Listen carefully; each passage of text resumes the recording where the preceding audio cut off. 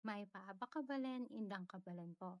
Ang tao sa likod ng mga creative products na gawang may puso at konting magic. Kung mahilig ka sa printing business, crafts, product making, at gusto mong makakita ng mga ideas na pwedeng pagkakitaan, huwag kalimutang mag-follow dahil marami pa tayong pagsasalihan nito. Alam niyo ba kung ano ang pinaka-exciting na product na natapos ko ngayong taon? Hindi invitations, hindi stickers. Isa itong product na ginawa ko para sa mga taong araw-araw humuhubog ng kinabukasan ng mga bata. Personalized teacher planner. Ito siya. Yan ang ate ko. Hmm. Sobrang saya ko nung matapos ko ito dahil matagal ko na talaga itong gustong gawin. Ang unang inspirasyon ko ay ang ate ko na isang teacher. Habang ginagawa ko ito, iniisip ko kung ano ba talaga ang kailangan ng isang guro sa araw-araw. Kaya hindi lang ako gumawa ng magandang cover, ginawa ko itong planner na talagang magagamit sa buong school year. May personalized cover na may picture ng teacher. Ayan, ayan ang ate ko.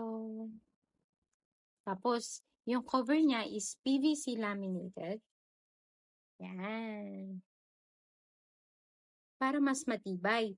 Tapos, 8 by 10 inches. Kaya, hindi masyadong malaki at hindi rin maliit. Tapos, yung paper niya, 80 GSM yung paper niya. Kaya, mas komportable sa sulatan. May prayer page. Ganito yung laman niya. Yan. May prayer page. May personal information. Important contacts. Tsaka, ang maganda dito ay ang detailed.